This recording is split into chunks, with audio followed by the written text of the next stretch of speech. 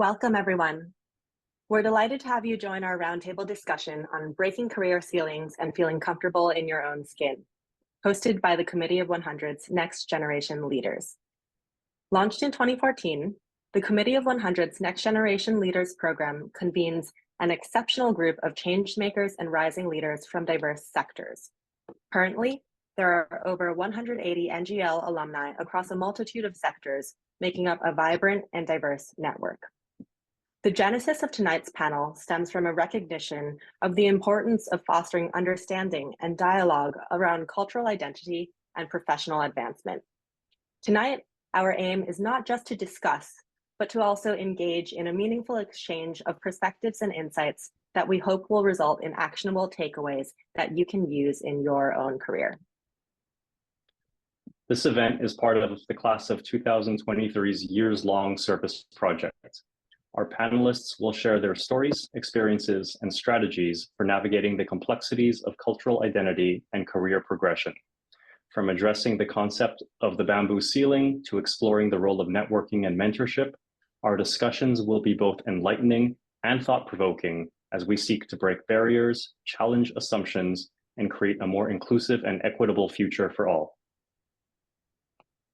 For tonight's agenda, we'll go through a brief round of speaker introductions, followed by a panel discussion moderated by our very own Next Generation leader, Jackson Liu. We'll wrap up at the end with a final takeaway and round robin of takeaways that you can take and implement in your own careers. And now my colleague Elizabeth Yap and I are incredibly excited to introduce to you our 5 highly accomplished panelists that will be speaking this evening. First, we have Jennifer Lee joining us. Jennifer is the Julian Clarence Levi Professor of Social Sciences at Columbia University and past president of the Eastern Sociological Society. She is author or co-author of 4 award-winning books, including The Asian American Achievement Paradox, The Diversity Paradox, Civility in the City, and Asian American Youth, and more than 3 dozen journal articles published in the discipline's leading journals, including, among others, the American Sociological Review, Social Forces, and the Annual Review of Sociology. Lee's most recent book, The Asian American Achievement Paradox, garnered 5 National Book Awards, including the Pierre Bourdieu Book Award and Thomas N. Zainecki Book Award. Her research has been funded by the National Science Foundation, the Russell Sage Foundation, the Ford Foundation, and the Social Science Research Council. Jennifer Lee is the past chair of the American Sociological Association section on international migration and a member of editorial boards of International Migration Review and Ethnic and Racial Studies. She has appeared on the New York Times, the Washington Post, the Los Angeles Times, CNN, and on National Public Radio. Jennifer is an elected member of the American Academy of Arts and Sciences, the American Academy of Political and Social Science, and serves on the board of trustees of the Russell Sage Foundation and Obama Presidency Oral History. Our next speaker is Yinhuo Li. Li Yinhuo is the co-founder of Etu Education, a best-selling author, founder of China's influential self-media account Nuli Society, and leader of the online Nuo community. After completing her undergraduate studies at Tsinghua University, she studied for her PhD at UCLA. She then became a managing partner at McKinsey & Company before becoming the chief representative of the Bill and Melinda Gates Foundation's China office. During this time, she participated in the 2016 World Economic Forum as a young global leader. She is a member of the academic committee of the Schwarzman Scholars Program at Tsinghua University and a reviewer for finalists of the Oxford University Rhodes Scholarship application program in China from 2015 to 2019. She was named as one of the 40 people in 40 years of China's reform and opening up returnees by the Center for China and Globalization in 2018. And in 2021, she was selected by Fortune China as part of their China's Most Influential Business Women in 2020. Next, we have Gary Locke joining us. As Washington's 21st governor from 1997 to 2005, and the first Asian American governor in the United States, Mr. Locke expanded the sale of products and services by leading 10 productive trade missions to Mexico, Europe, and Asia. He successfully strengthened economic ties between China and Washington State more than doubling the state's exports to China to over $5 billion per year. During his tenure, he achieved bipartisan welfare reform and oversaw the gain of 280,000 private sector jobs despite two national recessions. Mr. Locke also had the most diverse cabinet in state history. And in filling judicial vacancies, more than half of his appointees were women and 25% were people of color.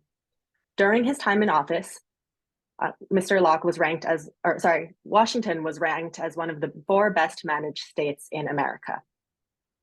Serving as the 36th Commerce Secretary from 2009 to 2011, he aggressively led the effort to implement President Obama's National Export Initiative to double American exports in 5 years. He also assumed a troubled 2010 census process, but was able to actively supervise to end on time and substantially under budget, saving taxpayers over $2 billion. Gary also achieved the most significant reduction in patent application processing in the agency's history, from 40 months down to 1 year.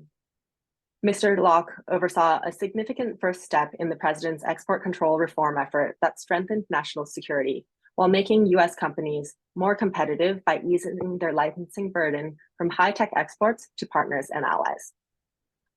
As America's 10th ambassador to China from 2011 to 2014, Mr. Locke opened markets for made in USA goods and services, reduced wait times for visa interviews of Chinese applicants from 100 days to 3 days, and through the embassy's air quality monitoring program, exposed the severity of air pollution in China, causing the Chinese people to demand action by the government, and the government in turn to begin addressing the issue.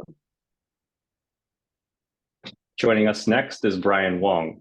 Brian Wong is a Chinese-American entrepreneur and investor. He was the first American and only the 52nd employee to join Alibaba Group, where he contributed to the company's early globalization efforts and served as Jack Ma's special assistant for international affairs.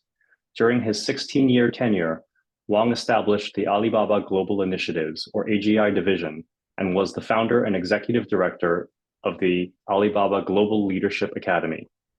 Wong remains an advisor to the AGI team and regularly teaches courses on China's digital economy and the Tao of Alibaba managing principles. Wong founded Radii, a digital media platform dedicated to bridging understanding between East and West. Wong earned his bachelor's degree from Swarthmore College, a master's certificate from the Johns Hopkins University, Nanjing's University Center for US and China Studies, and an MBA from the University of Pennsylvania's Wharton School. He was selected as a Young Global Leader by the World Economic Forum in 2015, is a China Fellow with the Aspen Institute and a member of the Aspen Global Leadership Network, and is a member of the Committee of 100.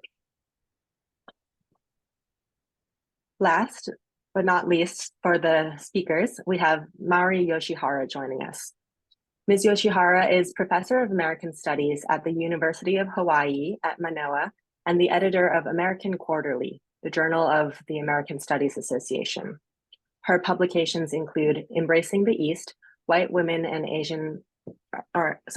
American Orientalism, Musicians from a Different Shore, Asians and Asian Americans in Classical Music, and Dearest Lenny, Letters from Japan and the Making of the American Maestro, as well as numerous books and articles in Japanese. She is currently conducting research for a book that will be a sequel to Musicians from a Different Shore. And finally, it's my pleasure to introduce a member of our very own 2023 Next Generation Leaders class, Jackson Liu, who will be serving as our moderator this evening. Jackson is the Sloan Career Development Associate Professor in Work and Organization Studies at the MIT Sloan School of Management. One of the youngest tenured professors at MIT, he has published in top general science journals, management journals, and psychology journals. His research has been featured in over 300 media outlets. He has received prestigious honors, including World's 40 Best Business School Professors Under 40 and 30 Thinkers to Watch, as well as numerous research awards from the Academy of Management, the Association for Psychological Science, the Behavioral Science and Policy Association, the International Association for Conflict Management, the International Social Cognition Network, the Society for Personality and Social Psychology, the Society for the Psychological Study of Social Issues, and the Society of Experimental Social Psychology. It's quite a mouthful. He currently serves as Senior Editor for Organization Science, a Senior Editor for Management and Organization Review, and an Associate Editor for Journal of Personality and Social Psychology. He received the Best Senior Editor Award for Management and Organization Review in 2022 and 2023.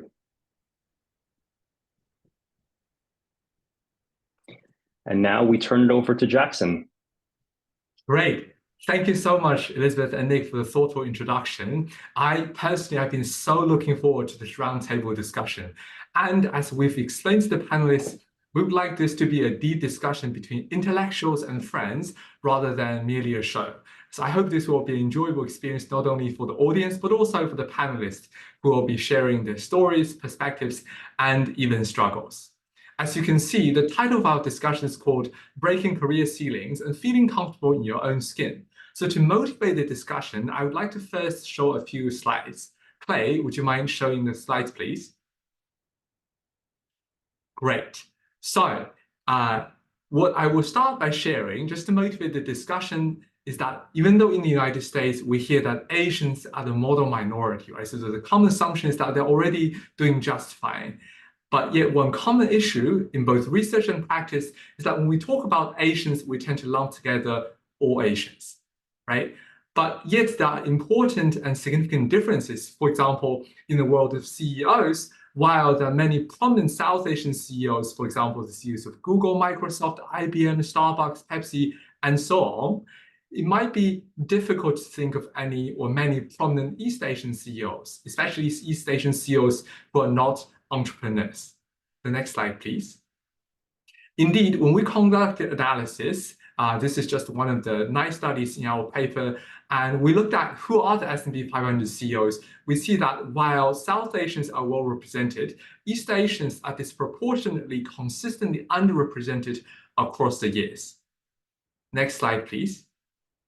Similarly, when I look at, for example, who are the 100 deans of the top 100 US business schools, if we just lump all Asians together, it would appear that actually 19 out of the 100 deans are Asians, which sounds like a lot. But of course, when we separate East Asian and South Asian, we suddenly see this is a striking difference where among the 19 deans, among the 19 Asian deans, only 1 is East Asian, while the remaining 18 Asian deans are all South Asians, including deans at prominent business schools. And the next slide, please. And last but not least, we also see striking differences in the White House, or more broadly speaking, among policymakers and politicians, where we see a lot of South Asian policymakers and politicians, but not so many East Asian policymakers and politicians. So in sum, even though both East Asian and South Asians are immigrants from Asia, the career ceiling appears to exist for East Asians across many different domains, right, including company CEOs, business school deans, and potentially the White House, and so on.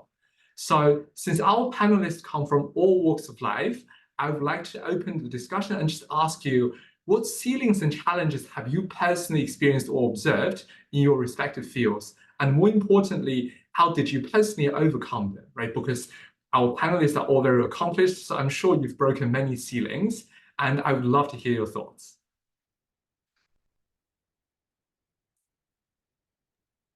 Jackson, I'd love to hear your thoughts first, actually, since you are the expert in this area. Yes. So, in fact, I've already shown you some of the statistics, right? So, and I think a key reason for why this phenomenon exists is because people tend to just lump all Asians together as one monolithic group.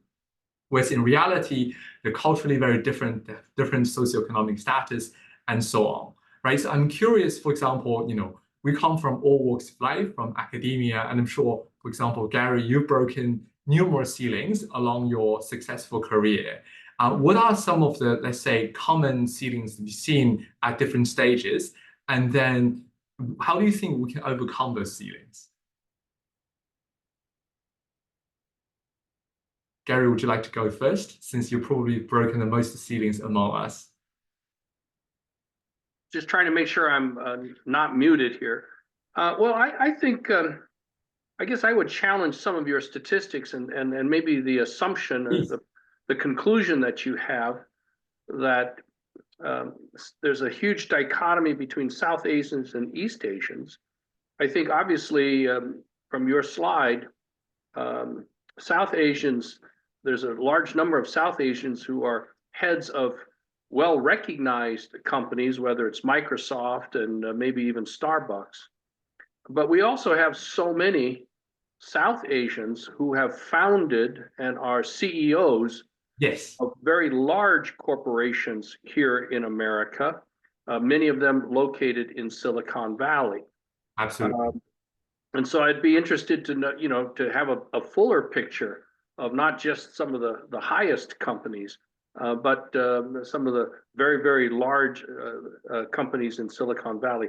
The next thing is in terms of deans, I can't challenge you on the statistic of deans, but I also know that we also have many college presidents at all levels who are not just East Asian, not just South Asian, but also East Asian. And of course, you have, you mentioned on your slide the dean at the University of Maryland there, but the former president of University of Maryland was Wallace Loh, a Chinese American. And while there are many South Indians who are part of the Biden administration, the two top cabinet members of the Biden administration include Julie Su, who's the deputy acting Secretary of Labor, and Catherine Tsai, who's the U.S. Trade Representative. Those are both cabinet positions. And in fact, during the Obama administration, 3 cabinet secretaries were Asian American, East Asian American. We had myself. We had Stephen Chu, Secretary of Energy, and Yes. Eric Shinseki, who was the Secretary of Veterans Affairs. So sometimes it goes a little bit, you look at the various time periods, but I think we have done fairly well. We could do a lot more in terms of both East Asian and South Asian. Certainly in the United States Congress, the Asian Americans are predominantly East Asian. And you look at the state legislature in Washington State, the state legislature in California, the city councils of New York City, and of course the mayor of Boston, a lot of East Asians. And so obviously we have a long ways to go. And that's why I really want to compliment Next Generation Leaders for putting on this panel. The progress has been uneven, but it has been very substantial for all Asian Americans, including East Asians. Thank you, Gary. I'm so glad I've already started a debate and heated discussion among us. I saw Jennifer and Yinhuo both raised your hands. Jennifer, would you please go next?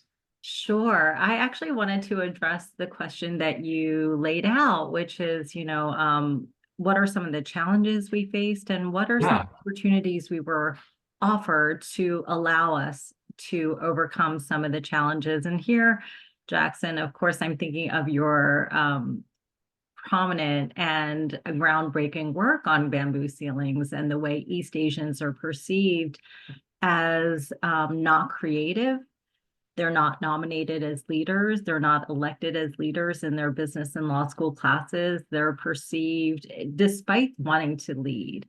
And so I was thinking about this panel and thinking about, and I'm so excited to hear from the other panelists, but thinking about what is it about the opportunities perhaps that I've been afforded that have led to a different kind of trajectory. And what I realized is my parents put me in single-sex education from an early age. And so I was going to school with an all-girls school. And they did that intentionally because they knew that I would be more likely to participate in class in a single-sex environment, not just me, but girls in general, as opposed to when boys are in the class and they tend to dominate classrooms. They also knew that in a single-sex institution, young girls have to take positions of power. You're elected to positions and you take those positions. So I think growing up, I just saw female leaders. And again, I'm talking about gender rather than race, but because I was in institutions in which speaking up was expected, in which leadership was expected, I never thought of myself as someone who wouldn't speak up, someone who wouldn't be a natural leader. And so I think it's important to think about the kind of opportunities that you would put yourself in or put your friends in or your children in that would afford them the opportunities to speak up and lead. I also wanted to be sure that on this panel that we don't think about East Asian culture as anyway a deficit Absolutely. in this discussion. I wanted to just put that out there. I know we all agree, but I wanted to make sure that that's certainly a takeaway. Absolutely. Thank you, Jennifer, for sharing your thoughts. And in fact, to your points, according to our data, role model or the presence of role models, right, is a really important factor for a lot of people, because for some East Asians or East Asian women, they just don't see many prominent East Asian women and so on. So then they're thinking, okay, maybe prototypically, right, I can't be that person. So I completely agree with you. And I would go to Yinhuo next. But before I go to Yinhuo, I like to share, because Yinhuo had extensive experience in consulting, right? Managing director at McKinsey. We actually have some interesting data on one of the big three consulting firms, looking at who are the partners, who make partners in the US offices, right? What's interesting is that our data show that whereas there are only 4% East Asians who make the partners, right? So among all the partners in the US office, only 4% are East Asian. Actually, 24% of them are South Asians. Even though if you look at MBA students who go into consulting, more East Asian students actually go into consulting, but somehow they don't make partners. So with that, I will turn to Yinhuo to share her insights. Thank you, Jackson. Yeah, I think when looking at your data, that really reminded me and brought me back to the days when I was at McKinsey. I made partner in 2012, and I remember around that year, there are only two East Asian partners. I was one of them, and both of us are women, actually. But then in the same year, there's 100 South Asian partners that made partner that year. 100. Yeah, so I was like, of course, I was proud of myself, but I was like, wow, look at the ratio, it's so different. And frankly, I was very grateful to the East Asian colleagues around me. And one of my most important mentors in McKinsey was actually an Indian American partner. And he brought me in. And I learned a lot about leadership from him. So I know, of course, the data seems to sort of put East Asian and South Asian against each other. But well, if we take a step back, both are minorities, and they definitely have somehow managed much better. And then there are a few things, and going back to your original question, that the ceilings you mentioned, I think maybe when I started career, it's more obvious. Of course, later on, you learn you're more skilled, you're more mature, and then you seem to be managing better. I just remember when I started at McKinsey, that was 2005. I just graduated with a PhD degree in UCLA. And I remember I'm just into a very different world. I remember the first conversation people talk about were like, football games or baseball stars. I know nothing about them. I was like, this is not my circle. I have no idea what you're talking about. And of course, then that's socially, right? And second, because I had my background, I studied biology and, sort of a, very academic one. I got my PhD and so that. And I didn't know, I didn't know many things about business world. I think that's another ceiling. You have to learn the jargon. What are you talking about? What's EBITDA? Like, what do you mean? Like things like people just kind of slip out of their mouth. And then to you is like, okay, I need to learn that word and speak, like practice it, rehearse it 10 times before I can open my mouth and say that. So that's another one. And of course, back then I was very much a foreigner. Of course, I was Chinese, but I came to the US after undergraduate. So I was an international student, and English is my third language or second language. So I have to learn, I have to speak better and write better, right? Communicate better. And then not only in a foreign language, but also in a very particular setting where writing and communication is highly valued and very sophisticated. So that's another one. And then later, of course, there's another layer of being a woman. I think that's true too, because as a woman in a very predominantly dominant sort of a B school culture. That's another one. And I think there's a more hidden one. The hidden one I realized much later is that although, like, if I compare myself to my colleagues around that time, who were same age as me and then look like, have a similar sort of education, but we were really people from different worlds, because I grew up in China when China was very poor. And I remember our food was rationed. I know nothing about skiing or things like that until when I was, came to the States. But my colleagues around that time went skiing with their parents when they were 3 years old, right? So like, although you seem to be the same age, you're born in the same time, but you actually, live in a very different world. So there is a much hidden sort of cultural gap that's there, which kind of become apparent later. So all of them, I think you can call them ceilings. And then you realize one by one, starting with more obvious ones as your gender, as your accenting and your speaking, but then you come to more hidden ones. And then, but I think then how do you then kind of be, as you said, be comfort in your own skin, but at the same time, you have to learn to penetrate those things. I think this is the challenge when I was starting at the starting stage of my career. So I'll stop there. We'll probably get to more of that later. So more responding to the question you posted. Great. Before I turn to Brian, if I may ask a follow-up question, I think many people in the audience are probably also dying to know, given that you've just listed so many ceilings, right? What ceilings, or how did you break those ceilings? It's of course a question for all panelists, but since you just explained your ceilings, can you share, for example, a couple of examples where you have vivid memories of how you broke certain ceilings? Oh yeah, well, thank you. I feel bad taking too much time, but I can share two, I think. One of the big things I learned early on, I think when you're early in your job, of course, the number one thing is how good you are at your job, right? So, and those are easy for East Asians. And we can figure out, okay, what does it take for me to be successful at what I do, to excel? You spend a lot of time doing that. But that's number one. And then in a way, of course, that's hard, but that's relatively easy. I think the number two I got is really being able to be assertive and speak to yourself and have a stand, have a right to have a sense of I have a right to be here. I think that number two is probably the hardest. And in your article I read, you talk about this thing being assertive. I was like, wow, that's spot on. That's probably the most valuable advice I got in sort of in the early part of my career, is like, what's your point of view? You have to speak your mind.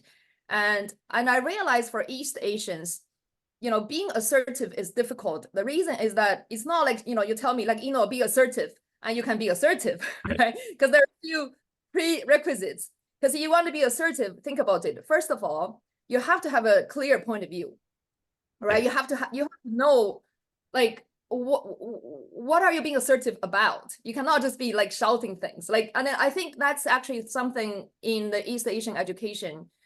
It's something you're not encouraged to have, right? You're not supposed to have a point of view. You should listen to what the authorities tell you. So having to develop a point of view, that's very important. And second, you have to be very confident. And then confidence, it's hard for us too, because again, part of our education, that's why, on my rep bio, I started doing education, because I think if we can reach earlier into kids' childhood, you can probably help them later on a lot better, along their way, because confidence is something also we don't encourage. We say, okay, then you're wrong. It's very easy to say that kids are wrong. So if you don't have these two things, you don't have a point of view, you're not confident about yourself, it's impossible to be assertive, right? Assertive just become another form of being rude or being inappropriate. Yeah, so I think those are, the second one is probably something played a lot of helped me a lot, especially in the later part of my career, especially when I becoming, in my very, I would say, trying stage of trying to become a partner. And that is a critical skill I acquired, I guess. Thank you very much for sharing. Really appreciate it. Brian, I would love to hear your thoughts, especially given that you have extensive experience both in China and US workplace, right? So I'm sure you've observed a lot of things. Yeah, thank you, Jackson. And I apologize if my video isn't working very well. Are you able to see me? Okay, not that we're able to see you in slow motion, but as long as you can hear me. Okay, all right, perfect. So Look, I wanted to comment sort of on the context of what you presented. The numbers, I think, are worth noting in terms of difference of East Asian versus South Asian versus, kind of the larger sort of, majority in America in terms of success. I think Ambassador Locke also highlighted the fact that things have changed over the years. We're seeing more participation of East Asians in these leadership roles, whether it's public service or the private sector. But coming from my perspective, I'm about 3.25 generation Chinese American. My earliest ancestor was my maternal grandmother, who came to America in 1901, and sort of growing up in the United States and then moving to China sort of after graduate school. I've thought about this topic a lot to really understand. Many of us who are Chinese American or Asian American have family that have been in the country as long as many of our sort of Caucasian counterparts, but we haven't seen sort of the opportunities or the leadership opportunities that you've described. And I would boil it down to two things to kind of contextualize that maybe we should be aware of, because then it allows us to address this in a more direct way. The first is that, when we look back on many of the early immigrants in the starting in the 1850s all the way up to the early 1900s, many of those immigrants, particularly from the southern China region, were actually coming to America with an intent to actually go back to China.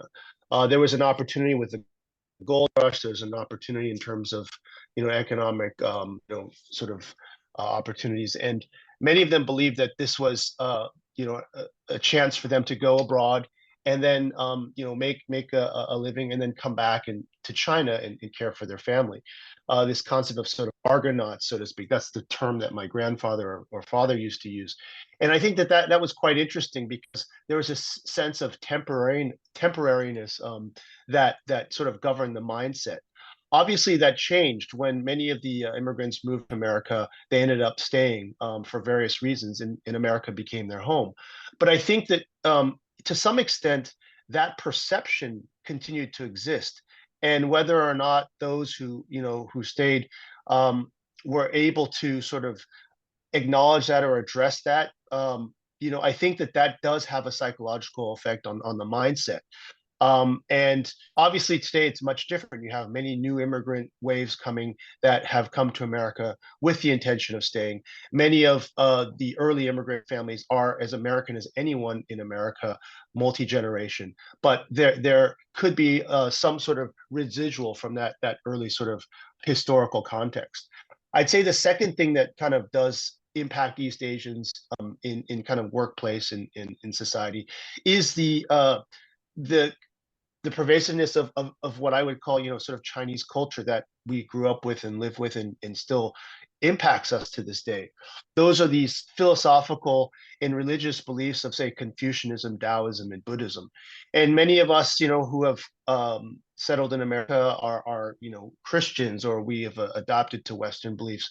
But this concept, Confucianism, this social order, still does remain in social order with relation to your elders, with relation to your superiors, how you interact with one another. Taoism talks about harmony and how you have to really sort of integrate with the environment around you. And Buddhism teaches tolerance, which to some extent increases your pain threshold, but at the same time doesn't motivate you to be more assertive. It sort of motivates you to kind of endure. And I think that those elements could be both the mindset and the cultural elements, could be factors that impact how we interact in the work environment. And I think that for thinking in terms of how to take those elements and make them into positive things, I would flip it around and say that, despite this cultural influence that we might feel holds us back in a workplace, there are a lot of positive things that also come from this kind of legacy or heritage. Absolutely.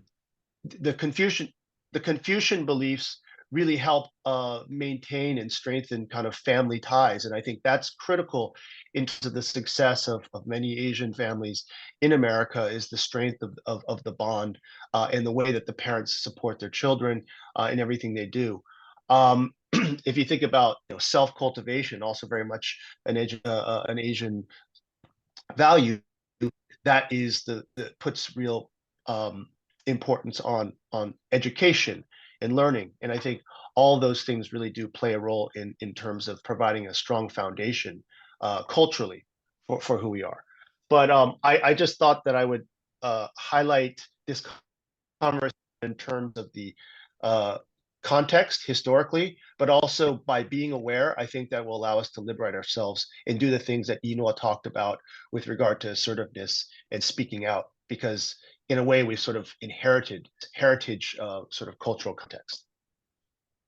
Thank you, Brian. Just very quickly, I'm personally curious, since you've worked in both China and the US extensively, right? When you, for example, worked in Alibaba, did you experience any reverse sealing where some of maybe the American cultural values in a way surprised you and impeded you when you were working in Alibaba? Absolutely. I think all can relate to this, being someone who's kind of worked in both environments. But I think when I went to Alibaba, I was very much a fish out of water, much more American than Chinese. So I had the reverse problem, and I was too direct. I was too, in some ways, naive, thinking that you could just keep things simple and direct, and that's going to get it done. But there's a whole other set of complexities that come in terms of operating in a Chinese work environment. I see. Thank you for sharing that perspective. And of course, I would love to hear from Madi as well, given your historian extensive experiences, for example, in the art world, right, in the literature world. We would love to hear your perspective as well. Sure, thank you. So as you said, I speak here both based on my own professional experience as an academic in U.S. academia, and also to perhaps share some of my observations based on my research with Asian and Asian Americans in Western classical music. Yes. In terms of my own professional career, I don't actually particularly feel like I have broken much ceiling, even though I think I've done well. I'm happy with my career and stuff, and I'm the first. I was the first Asian woman to be the chair of American Studies department in my university. So when that Netflix show, The Chair with Sandra Oh, like that was like it was a very problematic show in many respects, but I so identified, like she was me, like they could have cast me in that character, the first Asian woman department chair in a very fraught, intellectual environment. And also this journal that I edit, American Quarterly, is the flagship journal of the American Studies Association. And really, when I started graduate school in the 90s in the field of American Studies, I already was, of course, familiar with the journal, but it never occurred to me, not only like me personally, but I think for most people in the field, it probably would have been unthinkable for somebody with a name like Mari Yoshihara to be the editor of that journal and to be the editor of such a journal for 10 years, So I think in that sense, I think I have made significant achievements, but something that I would really like to stress is that it's not so much that I did certain things or I practiced certain things, or I had certain trick, or I had some strategy to break the ceiling. It's more historical and structural. And, I think what would be useful, as we move forward in this discussion, I would like us to discuss more about what we can do collectively as a community, Asian American community, rather than kind of think about individual. Of course, we all want individual success. However, we each want to define success. And the other thing I want to stress is that because I'm in academia and I also work with artists, I think it's important to note that the measure of success is not the same, right, across society. So to be a leader in a big organization like, these big corporations, yes, of course, that's important because we need, Asians or all kinds of people in all kinds of leadership positions, the kind of people who have decision-making power to do things, make changes. So that's important, but that's not necessarily the goal for many people, right? For artists or for scholars, writers, etc. they don't want lead. I mean, they don't want to be on the top of the organization. They want to do good work, good intellectual work, artistic work. So the measure of success is not uniform. So that's one thing I want to stress. And also, East Asians, Jennifer made a very good point earlier that East Asians, we shouldn't think of it as a handicap or maybe some other words used. We also should remember that East Asians are not a monolith, right? Yes. We tend to, because of the nature of this forum, we tend to talk about East Asians as a group, but even among the musicians that I study, and their Asians in classical music are predominantly East Asian, meaning Chinese, Korean, or Japanese in ethnicity. But that's about, I mean, that's not a, I mean, it has bearing in a lot of ways, but it doesn't mean that their experiences or their identities are the same at all, right? Being what it means to be Asian, what it means to be East Asian, or even what it means to be Japanese or Chinese or Korean are very different across class, across occupation, across abilities, across sexual orientation. So it's important to think intersectionally as we move forward in this conversation. Thank you, Maria. I really appreciate it. Hopefully, we'll return to the topic of structural changes and advice for, of course, not just individuals but also American organizations in a bit. But before that, I would love to also return to Gary and hear your thoughts, because I'm sure, just like me, many people in the audience would be curious to understand or learn how you've broken so many ceilings, right? Being the first Asian American governor and so on. Such incredible achievement, and I'm sure you faced many challenges that overcome many barriers along the way. So could you maybe share with us? I think it's a rare opportunity for all of us to hear some of your stories and experiences.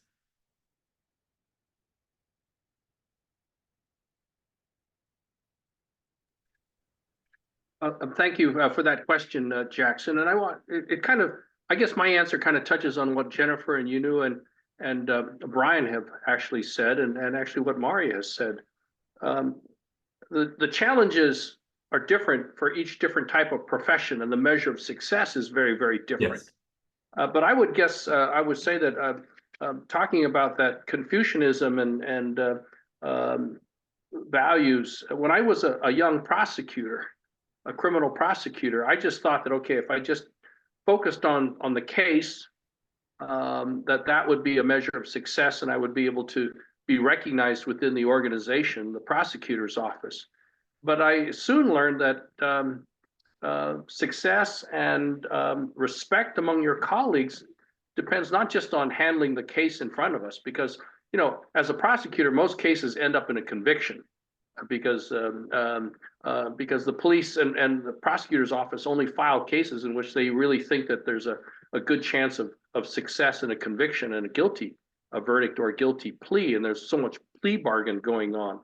But to move up within the organization, you actually have to develop a social network, and that means really participating in the bull sessions at the end of the day. It's not necessarily going out to the bars and things like that, but just hanging around each other at the end of the day and shooting the bull and say, how did your case go? And what are you doing? And how is your family? So that people feel comfortable with you.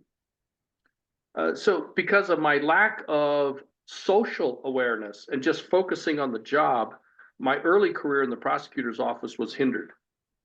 But when I went into politics, and I was very, very lucky to have so many people urging me to get involved and to run for office. And I figured, hey, I'm young enough. If I fail, that's great. I'll move on. I'll try something else.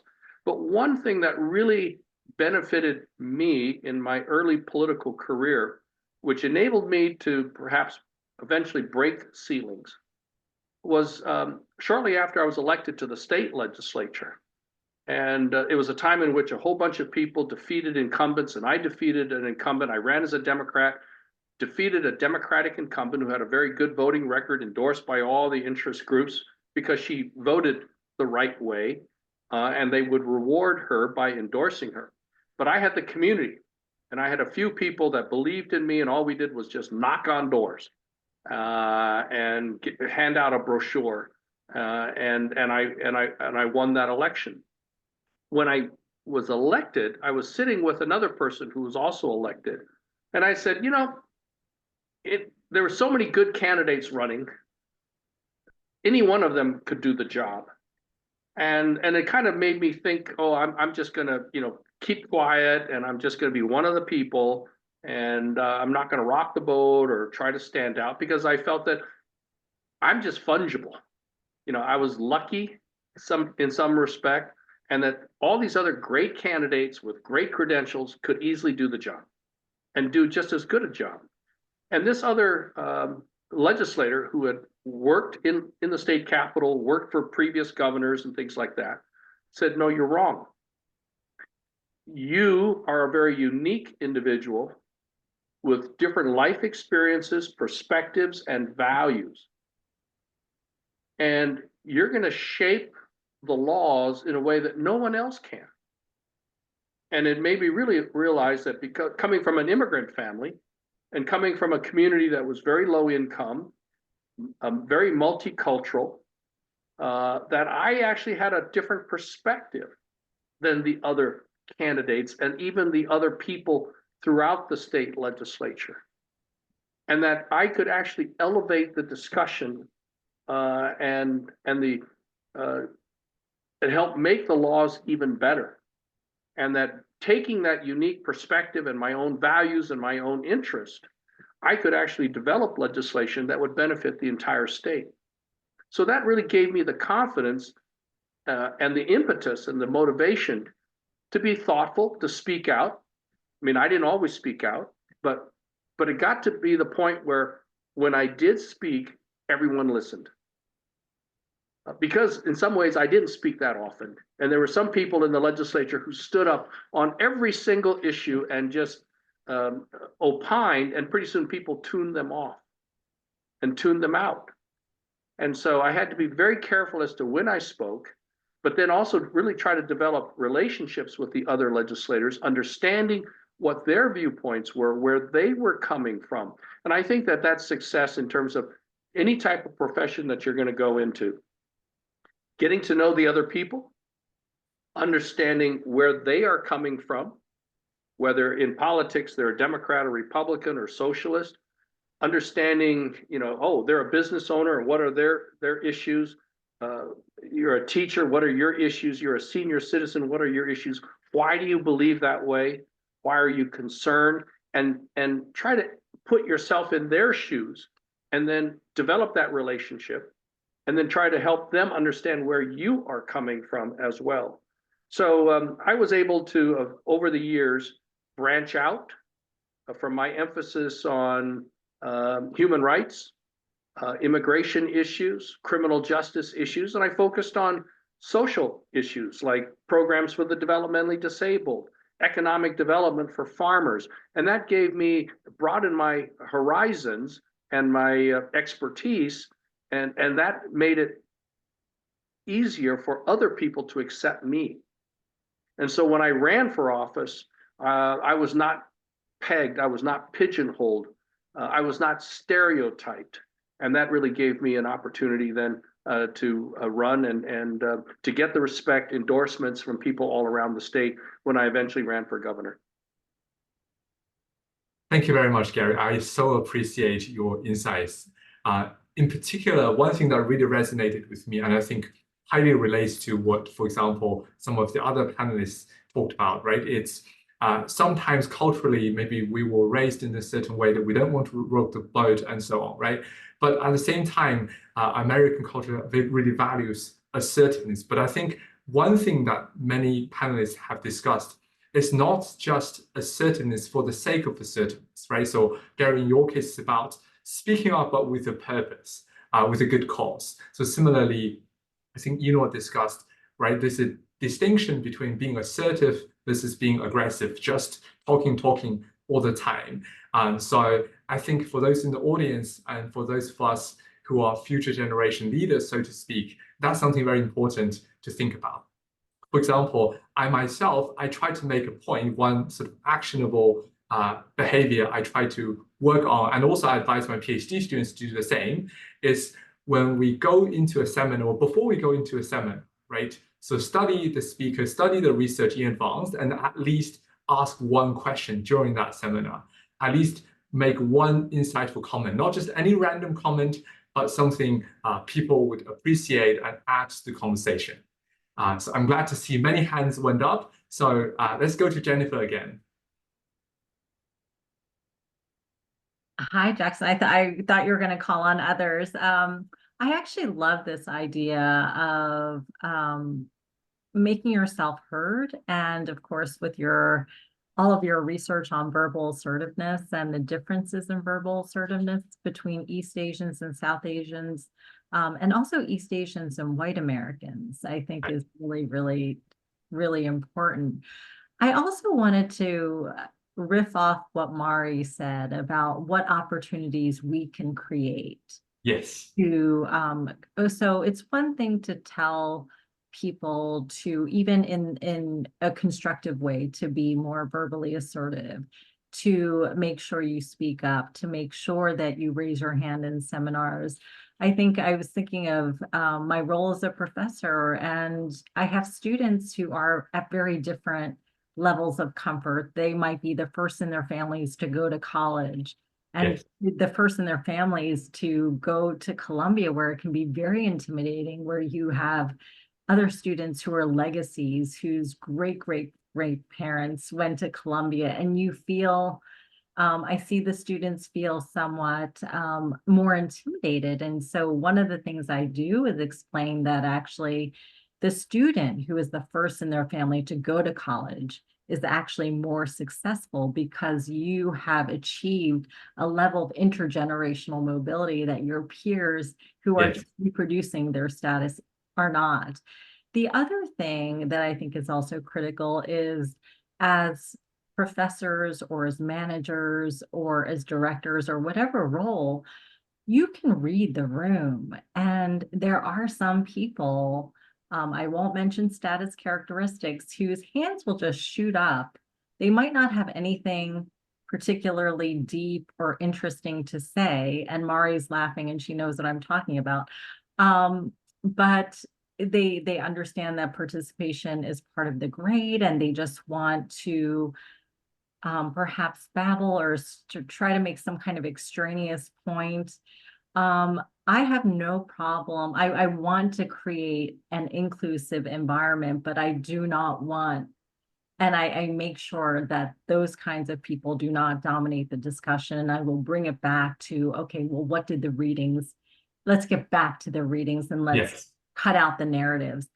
But I'll also see a thoughtful student thinking and trying to formulate an idea. And I will just say, it looks like you're thinking about something. What are you thinking about? Rather than asking them to answer a particular question. And so we, as people in more leadership positions, can create different kinds of contexts where all different kinds of people feel welcome to insert their opinions when they might not otherwise feel as comfortable just interjecting or raising their hand in a context. So to Mari's point about structure and building communities, building inclusive communities is something I think we can do more of. Thank you, Jennifer. That actually resonates with me a lot.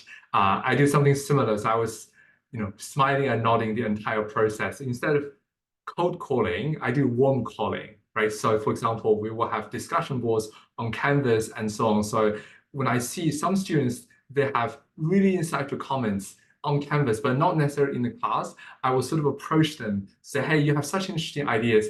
What about sharing it with the class? I would like to call on you. Maybe you can prepare a little. So I think the class will benefit from hearing from those maybe less assertive students as well. So let's go to Enor. Yeah, I just want to echo what Gary shared around the connection part. That was also especially hard for me. And actually, only recently I read a book and recommended by Sally Hagelson. She's a career coach, and she had written one book called How Women Rise. And her second book is called Rising Together. And then So the first one is really addressing a lot of issues that women face. I think that's very interesting. Like you think, of course, you know, people are different cultural background, but like, you know, be it Japanese women, Chinese women, American women, white women, they're very similar issues. So in the book, she mentioned that there are 3 legs for anyone's career success. One is expertise. And I think this is something like it comes very easy and natural to all of us. You're good at what you do. And second one is connection, right? So connection is already kind of challenging. Okay, you have to, you know who supports you, and you have to be intentional in building that. And the third one is the hardest. The third one is called visibility, right? So you have expertise, you have connection, and how are you visible? And I think when it comes to visibility for women, I think probably East Asian plus women is a double kind of strike. It's like there's a sense of shame, right? You know, if you are, you know, trying to be visible, that's like, oh, you're bragging about yourself, right? Like, you know, you're putting yourself out there and then like, you know, claiming. And then there's this saying in Chinese, of course, if you're a piece of gold, you're going to shine, right? So like you just need to be nicely, you know, that graceful piece of gold, and somebody will going to discover you. So I think that visibility piece is very challenging, and that's something I really learned myself. And then, you know, going back to the story I mentioned, I think that the most trying chapter of my career at McKinsey was trying to be a partner. And of course, my assumption is that, see, look at my work, right? So look at my clients, and then, you know, you just score me and I can make it. But that's not how it works. You have to go out and tell people, I want to be a partner, and I want to be this kind of partner, and why you should support me. And I remember going through this intense sense of shame. I was like, why do I have to do that? Like, can't you see? But I think what Gary mentioned is really kind of reminded me. I remember the way I overcame it was saying, like, I'm not doing this for myself. I'm not doing that because I wanted to be promoted. Because I believe the way I see certain issues or the way I make certain contributions is good for an organization, is good for my client. And I'm very unique in bringing that value. So if I'm not doing that, then I'm basically not doing, you know, the broader organization a service, right? So I think, you know, you dissociate that kind of sense of sort of, this is your self-promotion, right? Self-promoting is something like, I think we're all we're very easily triggered. And but not just kind of covering up, but really seeing the value you bring as a unique person, seeing the value you bring as a unique, professional with certain expertise and certain perspective, and that's missing in the organization. So I think that's one I want to share with whoever listening. I think that's very important. Really seeing that, not just say, okay, this is the excuse, you're doing that, but I think once, just as what Gary said, it's true. And I think, but somebody telling you that is important too. I remember I was really told by somebody, you know, who's my more mentor and sponsor. So like if you were at a senior position or you're in the organization telling people that, hey, you bring a unique value, I think that's very enabling as well. I think a second experience I want to share, a little bit tip, is trying to be the follower first, because it's hard to say, okay, now you're a leader, you go out and lead. But I'm trying to model this myself. Like, you know, if Jennifer rose her hand, I can be the second one to raise my hand. It's safer. And of course, I'm grateful somebody else is the first one. But, you know, practice that first. And having, you know, being the second one to raise your hand, well, somebody's covering you, right? You know, she will go first.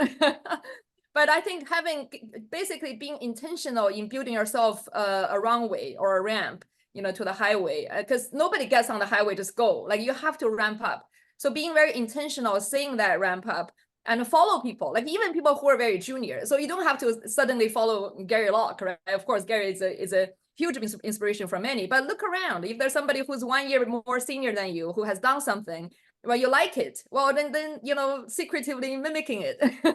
And later on, you can do more intentional. So I think this too will probably make the process a bit easier.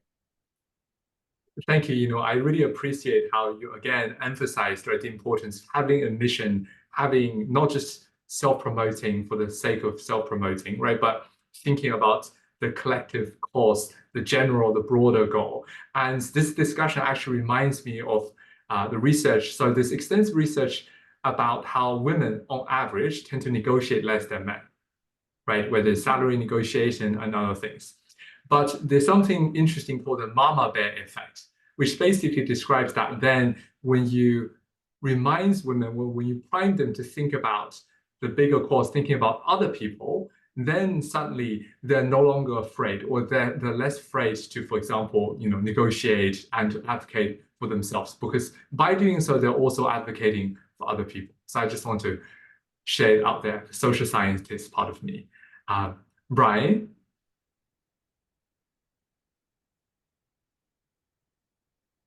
Brian, can you hear us? Or maybe you're having internet issues. Yeah, I'm having problems with my audio, so I apologize.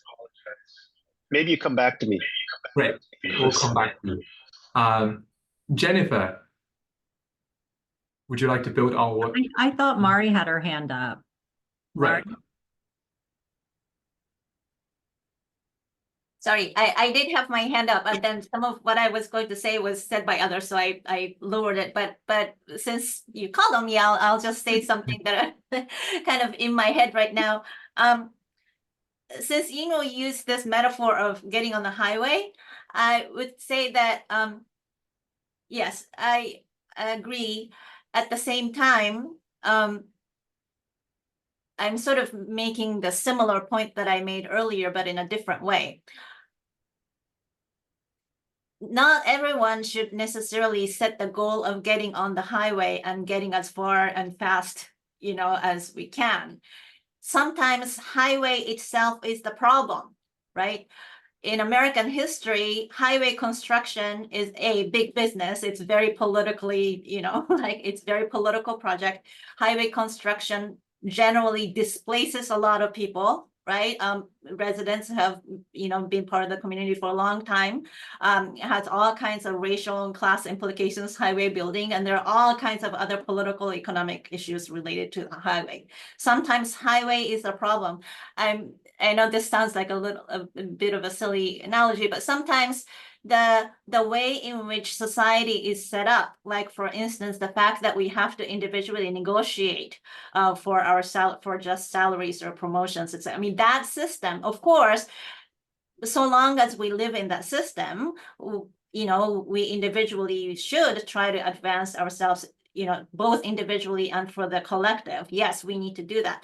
But I think we should also, question the system itself and, try when necessary, like try to make changes to that whole system rather than trying to simply adapt to the system, assimilate to the system, and do well in that existing system. Because by doing that, a lot of times we end up, sustaining the status quo or even reinforcing the status quo. We may, individually benefit from it in the most immediate sense, but it doesn't necessarily benefit society or humanity or even Asian American community. So, what we are trying to, the point is, in my mind, the point is not for us to try to learn and adapt to and do well in the system that is already there. The point is for us to be part of that system and to, play a role in shaping that system in the best way possible, both for us individually as well as for the world. Thank you, Mari. I'm excited to return to you and talk about, ask you to share your insights about how we can change the system. I think Gary had similar perspectives as well. So I'll make sure to come back to you both. But before that, I'm glad to welcome Brian back. Brian, can you? Sorry about that. So good. I feel like I missed some really good conversation, but I'm going to return back to what I had heard and then sort of piggyback off Mari's comments. This is one of the great things about the American system is that there is a mechanism for improving what is already there. And I think the very fact that we can participate and have a voice enables us to do that, and both within a business context, but also politically. And I think that is a hallmark of the system, which we all appreciate. Going back, however, to what Gary was talking about early on in his career and this informal sort of communication that was so critical with regard to his ascent in the political world. I think that is something really worth noting, because it represents, I think, on a very large scale, the importance of building what I call this concept of trust and comfort, but also applies very much to a work environment. And what is trust and comfort? It's really this idea that you have friends that you know that you would be willing to give your house keys to for a weekend that you go away, and enjoy that weekend without having to worry about what he or she is doing, whether or not they're setting the house on fire, whether or not they're having a big party, or leaving the water on and creating a flood. It's this belief that, you know, you can trust that person to do what is necessary and everything will work out. And I think the informal relationships that you develop within the context that Gary was describing, or, you know, hanging out in a social environment, really does allow one to create that trust and comfort. And I would say, as East Asians culturally, again, at the risk of sort of hopefully not too much stereotyping, but I will just speak for myself. There's this fixation on doing the job well, doing what's expected of you well, but not always taking the time to invest in the social connections. And I think that that is something that you can think about how to build that trust and comfort. That would help us all, sort of elevate our presence, but also our success within an organization, because of the social network that we create. And the other thing I wanted to comment on is this idea of confidence. I've heard many times in this conversation so far, we need to be more verbally assertive. We need to be more confident. But that's like your parents saying to you, you need to just do better in school. You need to be more confident, speak out. And you're like, yeah, mom, I'm trying. But like, it has to come from within. And what I want to say with regard to this confidence is it has to be based on something internal, a belief that you're actually worth something, a belief that you actually matter in the conversation. And we can't just tell our friends or our kids be more confident. That has to stem from a source of strength. And one thing I believe in many of the guests here have this research, and I'm really fascinated with the work that you've all done, and also Gary as a living example of the contributions that Asian Americans are making to America. There is so much to be extracted from our history that we should be able to stand tall on and say, you know, we are as much part of this country as anyone else. Here are the contributions we have made, to the point where a lot of this is not documented. A lot of this is not well sort of explained, but in some ways it's up to us to kind of dig deeper and find that. And I'll give you a very specific example. My thesis in college, being a literature major, but a good Asian student, I was also pre-med, good Asian son. I took the time to actually explore a topic which was transcendentalism and the role of Confucian intertextualities and Confucian intertextualities in Thoreau's Walden. This opened up a whole a box of sort of discovered gems, what I would say, about the relationship between Eastern philosophy and American thought. That being, if you think about transcendentalism, Ralph Waldo Emerson, Henry David Thoreau were really the fathers, and Margaret Fuller, the creators of what is one of the most consequential philosophical movements in early American history. Women's suffrage, the abolitionist movement, environmentalism, civil disobedience. Martin Luther King and Mahatma Gandhi all read Henry David Thoreau's essay on civil disobedience. These are the pillars of American society today. But do you know what? A lot of the philosophy was based on Eastern philosophy and religion. Confucianism, Taoism, Hinduism, Buddhism are all within the text.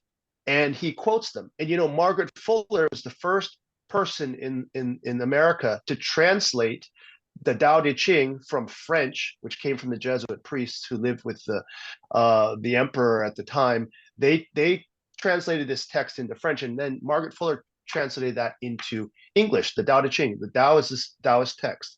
And we forget that actually these two countries are interlinked in many more profound ways than we believe. And that means that we have a right to speak. We have a seat at the table to really comment and make inputs and contribute to American society today. in ways that we probably are not aware of. And so I want to just emphasize the importance of sort of understanding the history, the roots, and the contributions that we have as Asian Americans, East Asian Americans have made to America today, and that will hopefully be a source of that confidence. If I could Thank just you, follow Brian. up on what Brian said, Please. you know, Asian Americans, East Asians have given their blood, sweat, and tears for this country. And you go back over the history, as Brian indicated, coming over to work on the railroads, completing the Transcontinental Railroad when it got stuck in the mountains outside of California. And it was the people from southern China, from rural China, the Toisan area, that came with their expertise in dynamite, explosives, and things like that, that saved or that enabled that railroad to be completed. And then, of course, they stayed to form the Chinatowns of San Francisco, Los Angeles, Seattle, New York, and Vancouver, and many other places. And then they, gave their blood, sweat, and tears during World War II as members of the United States Army and the military. So we have given our blood, sweat, and tears, which has enabled the prosperity of especially the West Coast and many parts of America. We have every right, indeed a responsibility, to be at the table to help set the policies that affect all of us. And the issues that our communities care about are no different than the issues and the cares of other ethnic groups and just mainstream America, whether it's education, safe streets, jobs for our children. I want to, the part of this conference or seminar is titled "Comfortable in Our Own Skin." I think we have to be comfortable in our own skin. And, as Brian was indicating when he first went to Alibaba, kind of that American perspective, maybe a little bit too assertive, but we have to be comfortable with who we are and where we come from and our values and our upbringing, whether it's as an immigrant family or whether, coming from public schools, going in, being immersed as a first generation college student and struggling. We have to be comfortable with that. And if we're ashamed, if we're a little bit reserved and reluctant, that sets us back.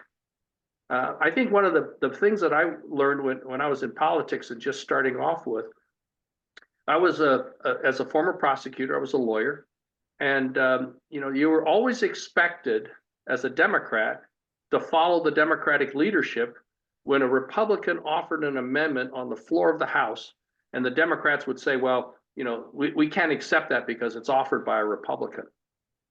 And I looked at some of these proposals and I said, well, actually, it's nonpartisan. It's actually it improves the piece of legislation. So I would stand up and say, actually, I think this is okay. I didn't do that very often, but when I did that, people said, whoa. And so I got a reputation as being a little bit more thoughtful and independent. And then pretty soon, people, even Democrats and Republicans, would come to me and say, I want to offer an amendment to this piece of legislation on the floor of the House during the debates. And they said, can you help me? Can you take a look at it? And what do you think about it? And I said, oh, Jim, if this is your objective, I think we need to rewrite it and I would help them rewrite it. And I said, I think this would help you better achieve what you're hoping to accomplish. And I said, but Jim, I have to tell you, I'll vote against it because I don't agree with it. But if this is what you want to do, this is how it should be written. So I got a reputation of being a little bit more thoughtful and independent. And I think that whether you're in a business setting, in a small group or whatever, as you form your social connections, if you find that a colleague has made an observation, as Yanu said, someone speaks up first. Okay. They make an observation and a comment, and if you actually think, oh, that's not bad, maybe it goes against the grain a little bit, feel free and comfortable in a quiet way, or don't have to be loud about it, but say, oh, I think that's a great idea. Oh, I kind of agree with that person. And that helps you form that social relationship, garners respect that you are an independent thinker. And you'll be, I think people will respect you more and look to you more, so that when you have your own ideas and your own thoughts, that they'll take a harder look at your ideas and give it greater consideration. Thank you, Gary, for sharing this perspective. Especially, I like how you're already providing the segue for us to talk about how we can feel comfortable in our own skin, which I'm excited to talk about. But before that, I want to go to Yinhuo and Jennifer, because I think you have certain things to share to build on what has already been said. Yeah, thank you. I think what Brian and Gary shared really touched something very deep and important. And this is something personally I've been struggling with myself. It was basically, what is the true sort of essence of East Asian philosophy and culture, right? So if, I mean, easily we could say, yeah, it's Confucianism, is Taoism, is Tao Te Ching. But actually, if you ask the Chinese, especially those who grew up in mainland China, or many of them actually came to the States. So when we look at this community, I remember C100 has the statistics, there's 6 million or bigger number of them. So this is actually mostly my readers. And nobody has read Tao Te Ching in their life, right? So like, it's never in mainstream culture, and people talk about it. But so there was a very famous historian. He's actually currently, I think at Harvard. His name is Qin Hui. He has this brilliant assessment. He said, if you look at the Chinese history in the past, 2,000 years, he called it in Chinese called 外儒内法, meaning it's Confucianism on the outside and inside was legalism. And legalism is a bad translation. It's basically the system where it's very brutal and very violent. And is very much against all the universal values, basically, that the age of enlightenment has brought through. But of course, it has this cover of Confucianism. Everybody say the whole thing, 仁义礼智信. But if you think about it, that's not true. So I think especially in today's world, I think this whole so-called China-US relationship is the big elephant in the room. And then there's so many things going on. So I think one of the challenge ourselves, I think when Brian talked about strength from within, and lots of the pride of Chinese was based on the sense of culture, which is actually not the culture. I think almost when both of you were speaking, I was thinking one of the big challenge now as a Asian, or at least, our skin, we can't change our ethnicity, is almost redefining, what is the essence of the East Asian culture. And that's something actually, because I like what Brian said, because in essence, it's the same. It has nothing of course, it's written in different language by different times, but if you peel off the political, the social, all the cultural stuff, in essence, it's the same. But that essence, at least for a Chinese who grew up in a more Chinese environment, it's being brushed away. If we talk about being assertive, think about Cultural Revolution. Everybody's very assertive, very aggressive, right? That's also part of China, right? So that wasn't. It's so it's what really is that's East Asian, but also it's both Chinese and both Asian and also global and also universal. I think that's the challenge really facing this generation of people, no matter where you are. You could be in the US, or like Brian venture out to China. And I want to comment on that too, because the three things I shared around visibility, connection, and expertise, actually, because I shared to my Chinese audience too. And then the top comment says, "Oh, this is too American," because in China we have this hidden rules. You don't succeed based on that. That's so American, so simplistic.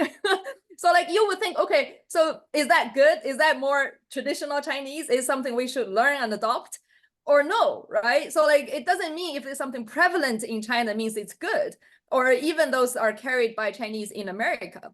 So I think I think this is a probably more fundamental challenge facing now. And also what Mari mentioned is the mainstream, the good thing, that's very common in China now. Because if you think about the mainstream, definitely many things I don't agree with, right? So I think almost this redefining the spiritual core, or the that's both Chinese or Asian and also universal in value. And that's something probably facing this generation of leaders. Thank you, Jennifer. My point has evolved and changed and just morphed, because I have a riff on everyone, but I wanted to return to something that I think is really powerful, thinking about the purpose of this and what many of you have said, and that I think should be underscored, that sometimes we think that doing the work and doing the work well and producing a great product is enough. And I would imagine that regardless of what industry we are in, that is not enough. And including in academia, where we are taught to do research, we're taught to publish. I remember when my first publication, I was so excited. I thought, oh, here it is.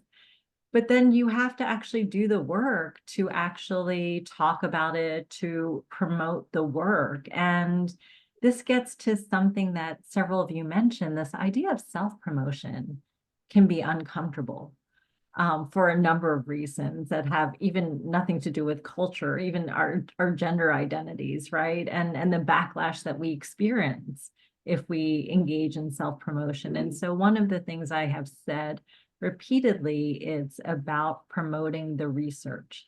So if you think about you're talking about your work, you're writing op-eds, you're doing interviews, you're taking all those calls to talk about your research. That helps people reframe why they are promoting their work. The other thing I think is important to do is promote the work of those more junior to you, right? So Yes. I think about this all the time, like promoting the work of students. If I'm at a conference and I know that a student is working on something and it's directly related, I make sure to promote the student's work, as people have done for me. So thinking about allyships have been critical. The last thing I wanted to say is something that many of you touched upon about the sociability. So in the stereotype content model that many of us know, Asians are perceived as highly confident, but not warm and sociable. And this perceived lack of sociability is something that can lead to all sorts of deleterious effects in the workplace. And I struggled with how to answer this. And I realize it's trying to think about building networks, and not networks for networking, but networks as support teams, so to speak. And in academia, there are a number of professional organizations, professional associations. And I always tell students, start with the small ones. Get to know people in your field, the people you're reading and you're citing, go to meet them. One thing that I would do is like the academic heroes that I was reading about, when I'd go to conferences, I sit in the front row.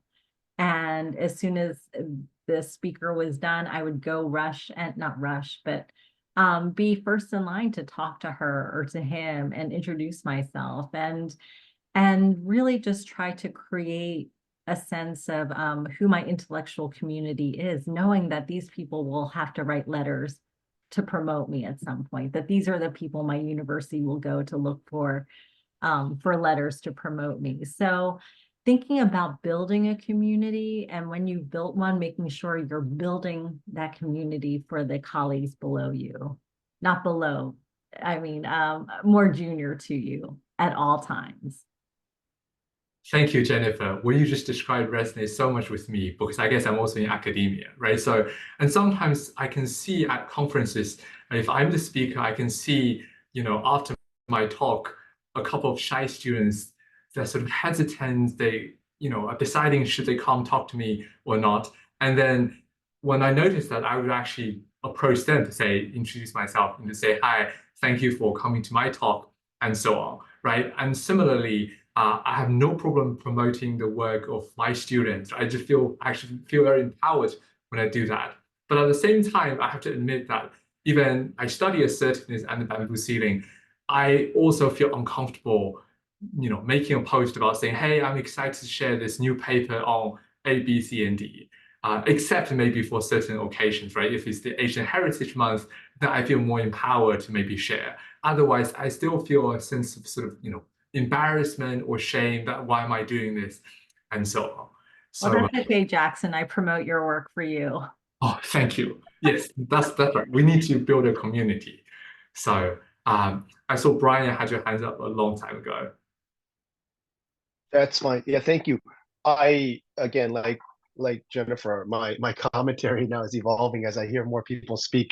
I'm going to back up to Enoa and then I'll go to what Jennifer said because both really struck a chord. I find it so interesting, particularly around the comments of the Chinese philosophy and being born and raised in China. I have the same conversations with my father-in-law, and sometimes I feel like I'm like more obsessed about the Chinese culture and he's more obsessed about the American culture, and we're almost like the opposites. And it's that sometimes what you don't have or what is what you're most interested in, and what you have is something you take for granted. And it's I think this concept of otherness, however, being in an environment where I'm American and I moved to China, and Enoa is born in China and came to US, she sees things I don't see about America that I don't appreciate as much. And I see things about China that maybe she didn't see growing up, or maybe I'm interpreting things, but it's a different perspective. And one of the things, particularly around this idea of Chinese culture, I think is fascinating because, I'm first and foremost American, but I'm trying to understand Chinese culture. And that means that I'm trying to deconstruct this in a way that maybe someone who grew up in that culture didn't have to do, and it's intuitive. But one thing I will say is that even in China, what is Chinese culture might not be what was Chinese culture 100 years ago. And a lot of the traditional Chinese sort of beliefs have actually been evolved and changed, particularly around the Cultural Revolution. That was a time to eradicate sort of feudal thinking in traditional thought. And a lot of the traditional Chinese culture in a place like Hong Kong or Taiwan, or even like Singapore and Malaysia, and even San Francisco Chinatown, some would argue is more traditional Chinese than that in China. And so this becomes a discussion, it becomes a debate, but I think it's beautiful because then we can actually talk about something that's dynamic. One of the best things about all this, and I'm assuming that most of our audience is like Asian American, or has an understanding of both East and West, but being Asian American in a way allows you to take the best of both. I think it's rare that you have an opportunity to appreciate what multiple cultures can give to you, and then you can choose.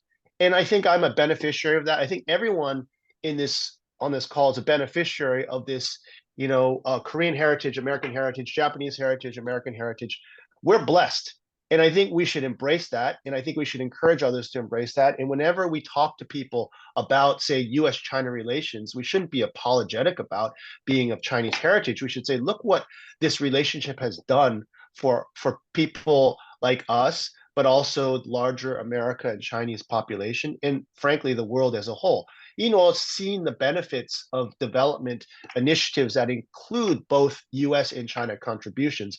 And that's unprecedented in our time, whether it's in healthcare, whether it's in technology. Yes, there's a lot of bad things that come out of this, but I would say that we want to take the best of both and use it as our calling card. And the second thing I would say with regard to enabling others, Jennifer mentioned, there in the past has been this mentality, I believe, that when you're Asian and you're on a board or you're in a very privileged position, you're like, oh, I got the Asian spot, I got to protect this. And I really hope no one else comes in and bumps me out. And that I think was a mentality of the past, because as Asian Americans, we thought maybe there's just a quota for one of these seats.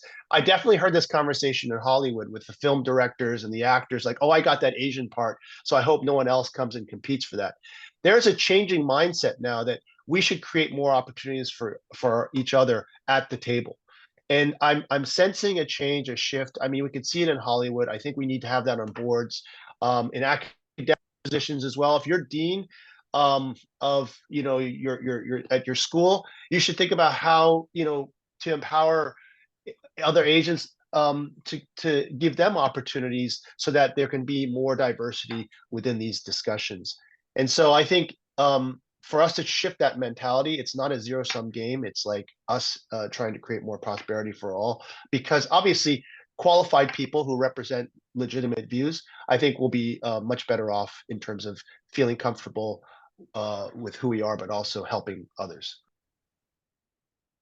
Thank you, Brian. I really appreciate it, especially your point about allyship or broader allyship. I hope we will have a chance to maybe touch upon that at least. But Mari, would you like to share your thoughts? Yeah. Yes. I was gonna follow up on Jennifer's point about networking and self-promotion, which I think many of us feel kind of hesitant about, partly because of the kind of Asian cultural norms that tend to value kind of humility and modesty, but also just kind of general discomfort with such things. And, you know, because Jennifer and I are both in academia, and academia is generally very hierarchically structured, right? When you're a student, like you are a student and you work with your professor, and once you're faculty, like there are these different ranks based on seniority and experience, and etc. And when you need a recommendation letter, you need recommendation letters written by, you know, your direct mentors or people who are more senior than you. Like it's very hierarchical. And so therefore, in living in that system, you actually, in practical terms, you need you need the recommendation letters. So you need people who are willing to do that for you, and therefore, certain kinds of networking is necessary. I think it's people hesitate because we tend to think of these networking as self-promotion as something you're doing for your own personal or professional gain. And yes, I mean, that's kind of, you know, cringeworthy in a lot of respects. But if we really think about the concept of network, it's the work that's done by weaving of the net, right? And so if it's done right, the networks benefits both parties. I mean, both the person that you're reaching out to and yourself. And now that I'm senior enough in my position, and I'm often the one that's, you know, writing the recommendation letters and also reviewing as the editor of this academic journal, most of the submissions that come to the journal are by junior scholars, right? And I'd say, like, I learn because the junior people are actually the ones who are usually at the cutting edge of the field. I mean, they're doing the research at the forefront of the field. I'm probably learning a lot more from, you know, the people who are like 20 years younger than me than they are from me. So you know, if you are a junior person in any field, don't think of yourself as just like trying to take something from the people who are above you. Like you are contributing to that person's, you know, knowledge or skills or just overall community and network building. Like you know, kind of be part of, like, yeah, be proud of taking part in that network building. And then I also want to tag on what Brian said about, maybe this is a good segue to talk more about perhaps like organizational issues. Yes. So in the recent years, there's a lot of talk of DEI in various sectors, segments of society. And I think in many fields, including academia, but also like in the arts that I research, right? In classical music, I mean, there's a lot of, you know, many organizations are making more deliberate efforts for diversity and inclusion. I'd say oftentimes less on equity, more on diversity and inclusion. But anyways, and what I think is important is to be inclusive. Let's just say focus specifically on Asians. Include Asians not only as a window dressing in key kind of visible spots, just to make it look like you're being diverse and inclusive, but like include Asians in all segments of an organization. And this I would really like to stress: when you have Asians in your Asian spot or whatever, like for whatever reason you put Asians in the organization, don't expect Asians to represent Asians. You know what I mean? Like Asians are not, I mean, sometimes Asians do represent Asians, but as I said at the beginning, Asians are not all the same. East Asians are not all the same. And we don't, like in my everyday life, I don't live as a Japanese person or Asian person 24 hours a day. right? Not that I'm not Asian, but that's not necessarily the most prominent, most important part of my identity at all times. And if every Asian person in our organization is expected to represent the interest of the Asian people at all times, like that's recipe for disaster. And also, don't expect Asians to be successful all the time either. I mean, not that we don't all strive for success, like we all work hard, but the Pulitzer winning novelist Viet Thanh Nguyen wrote this very, eloquent essay in the New York Times a while ago, something to the effect of Asians should have I'm paraphrasing, sorry, Viet, if I'm getting this wrong, but Asians should have the luxury of mediocrity. In other words, not that we should strive for mediocrity, but there are plenty of mediocre white people. But when a white, say, film producer makes a mediocre film, that's not seen by society as the mediocrity of the white people. It's seen as the mediocrity of that particular film or particular filmmaker. But minorities, not just Asians, but various minoritized populations have to carry the weight of representing the whole people. And when you don't achieve super excellence, then that is supposed to presumably reflective of the entire population that you're presumably a representative of. That's not useful for anything. And so diversity means that diversity and inclusion means including people, but not because of that particular part of your identity, right? That person should be able to assert and listen and do all kinds of things intersectionally, not as the representative of the Asian people. Thank you, Mari. I'm very excited and glad that we start talking about systemic organizational structural things, right? Because I think we will have interesting insights on that. So perhaps we could continue with Yinhuo, because you've seen, for example, you've worked in the Gates Foundation, McKinsey, and now with your own organization, right? So maybe in addition to what you were about to say, building upon maybe previous comments, it would be great if you could also share on what are some of the systemic structural changes that you think could benefit Asians and help us break the ceilings? Yeah, thank you. I know we're closer to time, and it's hard to manage a group of talkative panelists. And I think probably I'll get to the point, I think, what to do. I think what Maria and then Mari and Brian shared has both kind of point to the core, which is, so oftentimes people can mock the political correctness of what organization does. Right. But I do want to say, first of all, I think there's value in doing that because, of course, it's superficial. But if you come from a place where nobody even tried to do the superficial things, you appreciate the value of being some superficial efforts. Let's put it that way, right? And then the second one is that I think this few years I've opened my sort of perspective a lot. I'm currently in Tokyo and as a visiting scholar looking at Japanese education. And then earlier this year, I had the chance to go to Taiwan, and I was there during the Taiwan election. And all those things made me feel there are so many things we didn't know, even sort of as Asian, right? So for example, I don't know how many Chinese knows that Japan is the biggest source of aid to China post-war, counting to about 60%. Of course, you can say, well, because that's part of the war. But if you read the Japanese history, most of the Japanese people are victims of the war itself.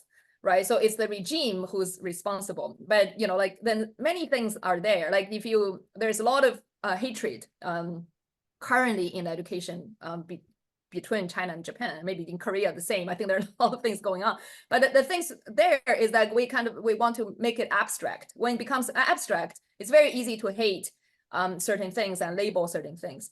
And so I think being able to see the individual, I think that's what Mari was getting to, is the core to any real advancement. The real individual being, the skin color, your sex or sex orientation, or your background. I think that's the real challenge for any organization. That's called true leadership, is being able to see the individual beyond all the labels.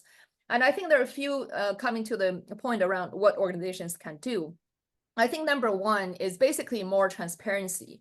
transparency benefits everyone. So if I think about my own career development, what I benefited the most is when some senior people sort of broke the hierarchy and brought me into certain meetings, sometimes by accident. And being able to observe what's going on there is a very powerful learning.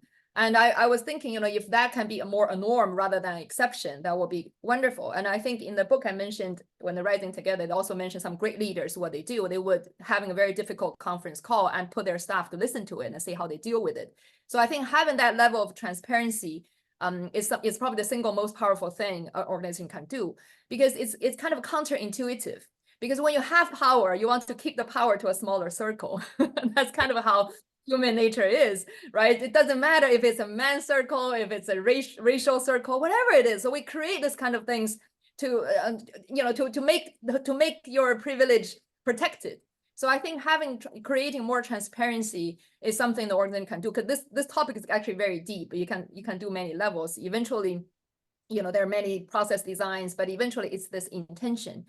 And second, I think something can do, which is what I think Mari mentioned too, is kind of bringing individual stories of, we may all look Asian, but our story can be, a world apart, right? We all, there's like having, being able to see the individual in the organization as part of the organization culture, I think it's very healthy as well. So if you have transparency and being able to see individual, then many other processes can follow. I think that's what would benefit if an organization can think about it from a structural point of view. Thank you, Yinhuo. Jennifer? Hi, Jackson. I'm going to put on my professor hat again and say that one of the things I think many of us are fighting for at Columbia, for instance, 1 out of 5 undergraduate students is Asian American. Yet we have very few courses that focus on Asian Americans whatsoever. And this became acute during the COVID-19 pandemic, when there was a surge in anti-Asian hate, a surge in anti-Asian violence, and a tremendous fear on the part of many students and many others just to walk around New York City, let alone take the subway and other things. And one of the things I found is that there were several of us who were being constantly called upon to explain this moment and how little people knew, getting back to the points of Brian and Gary about the rich history of Asians in the United States, and also the legacy of anti-Asian violence and bigotry and bias and misogyny, and linking that to the present moment. And to me, that was a turning point, that I was being called so much to explain this moment, which I realized how little people knew about our history, and then doing research and finding that, in fact, most Americans cannot name a single historical event or policy related to Asian Americans. And when you ask them to even name an Asian American, the 2 popular are Jackie Chan and Bruce Lee. And so still the absence of Asian Americans in the American imagination is really profound to me. So one of the things I did after COVID-19 was scratch my my teaching and decide to create courses that focused on Asian Americans and on social science issues. And Jackson, you're on my syllabus.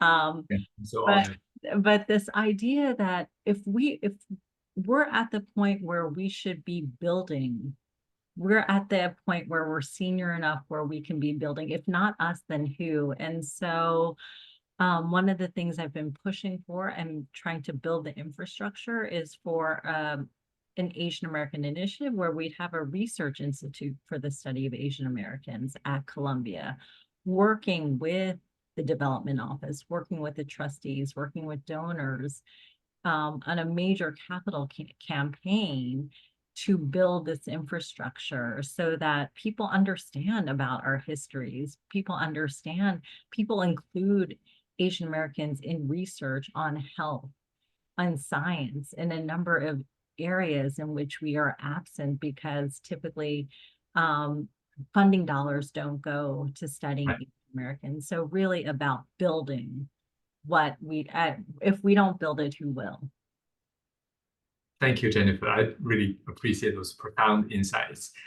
Maury, you raised your hand a long time ago, and also Gary. And I know we're towards the end of the session. I really wish we had, 2 more hours to continue the conversation. It's such an immersive experience. But let's go to Maury and then Gary. Then I would like each of you to go around, based on some of the generative discussions we've had today, and just think about what are some of the concrete, whether for individuals or for organizations, right? So thinking about the audience we have, what specific things can we share with them so they can have concrete takeaways, right? So clearly they're not going to remember this 2-hour conversation altogether, but if there were 1 or 2 things you would like them to take away, what would that be? But before that, let's go to Maury and Gary first. Okay. I want to follow up on what Inwo said earlier about transparency in organization. Yes.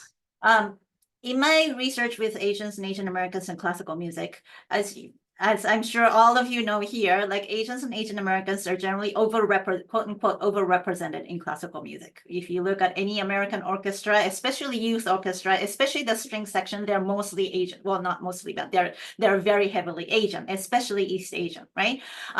But even within this field called classical music, the distribution of agents are quite uneven.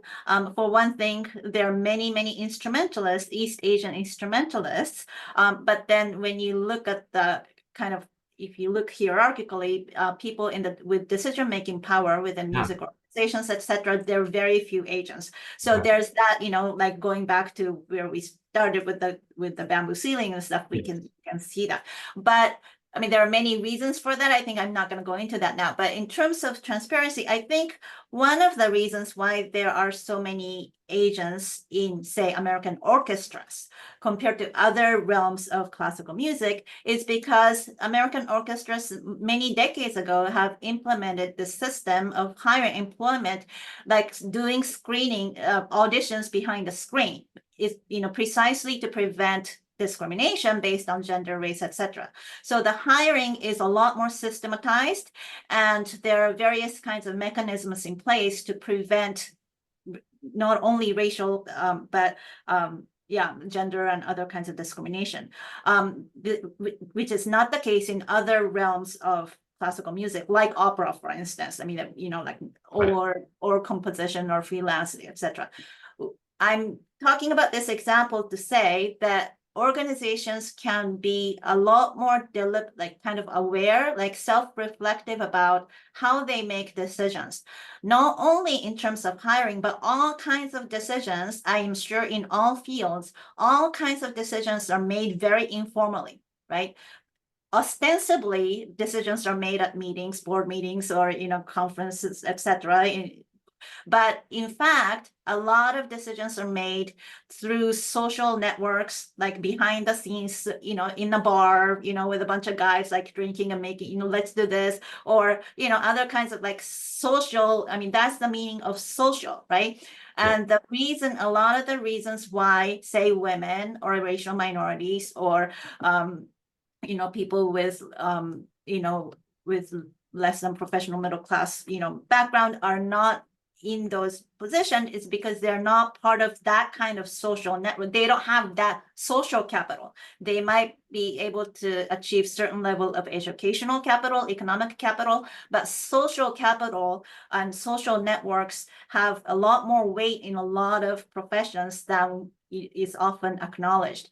And organizations can be a lot more self-reflective about that, kind of reflect on like really how things, I mean, it happens in academia too. Like even within my relatively small departments, I think the culture has changed a lot in the 27 years that I've been in the department, but there are a lot of things that were done outside of department meetings, and changing that and systematizing and making like more transparent the decision-making process can go a long way in terms of changing the culture of a workplace and being more inclusive and democratic too. Thank you, I'd Mark. like to follow up on what Mari just said, but the whole topic of DEI, diversity, equity, inclusion is under attack, not just in academia and admissions, but even in corporations now. And there's a lot of people are pulling back from some of these visible efforts and concerted and conscious efforts on diversity.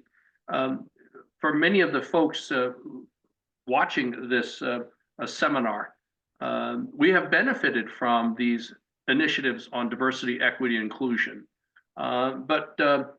So as Mari said, part of it is people get advancement, people are considered because of the social network.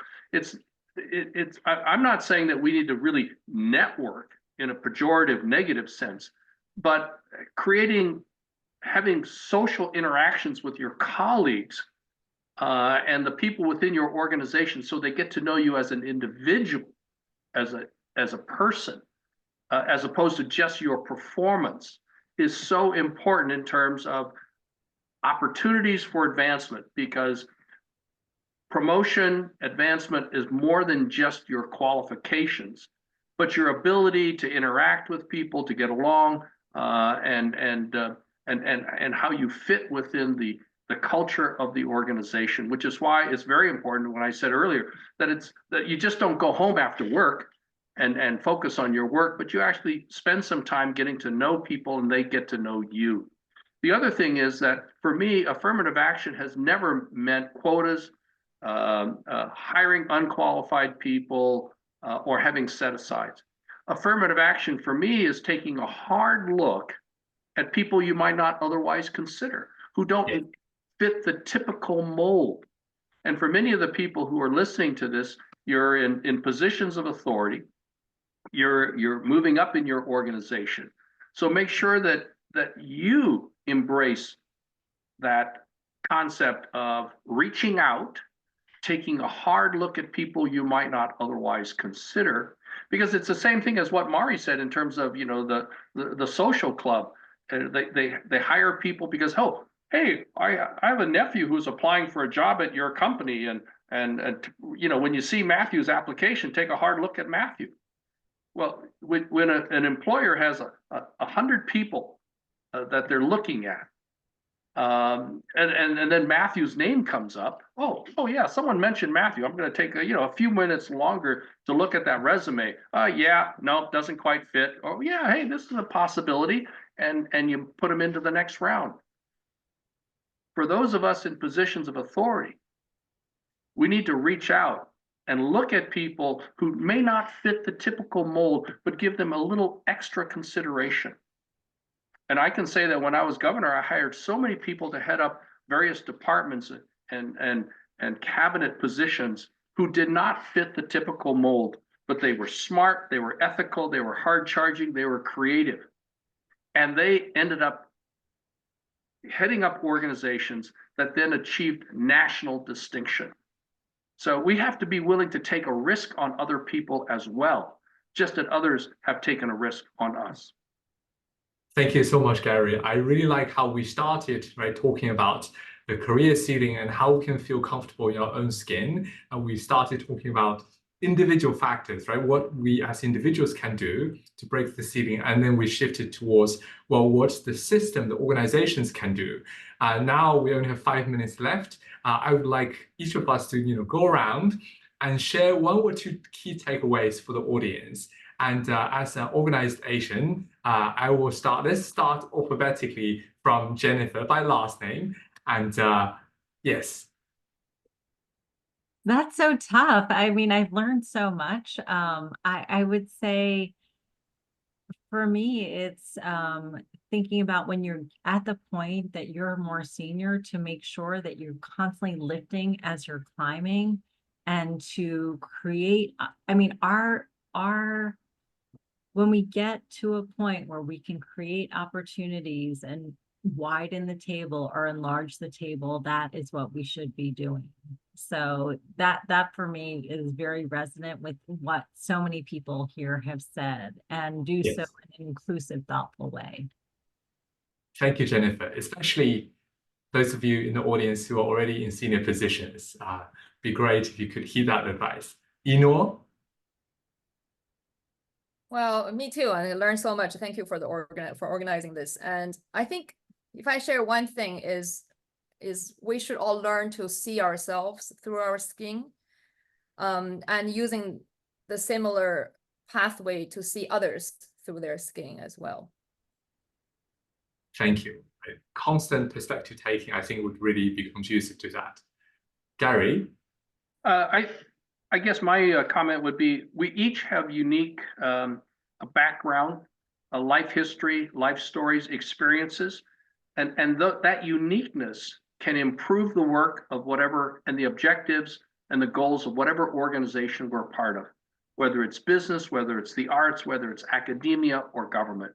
We are each unique, and so we should be proud of who we are and what we have gone through. Whether that unique background might be, you come from a village, you come from a rural community, you come from the inner city, or you come from a family of in sports, whatever, or you've struggled economically. Be proud of who you are and what you are, what you have accomplished, and understand that everything that has been part of your upbringing makes you very, very unique, and that gives you a unique perspective that you can add to whatever the organization is and the objectives of your organization. Thank you so much, Gary. Brian? Great. My comment would be, spend time to understand yourself. Understand why your voice matters in the context of culture, but also work. And if I just put in a plug, Committee of 100 actually has a study called Foundations to Frontiers, which actually looks at 175 years of Chinese American history and what they've contributed to the country. And whether you're Chinese or Korean or Japanese or any cultural background, really embrace that, because that is something which makes you, as Gary was saying, unique in this context. And then take the best of both worlds.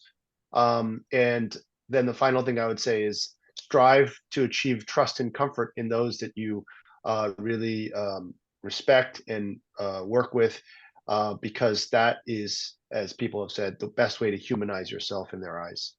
I completely agree. I mean, I think that can actually really make us feel comfortable in our own skin, right? Last but not least, Mari?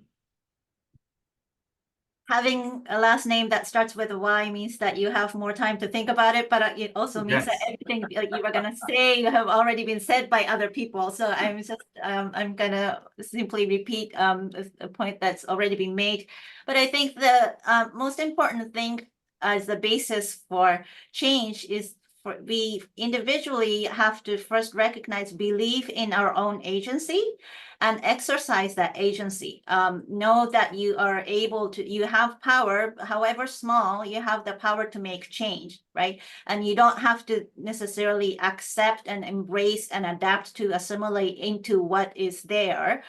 If what is there is problematic, then you can do various things to make change. A lot of things you can't do on your own, and that's where networking and creating allyship community comes in. So that's my takeaway.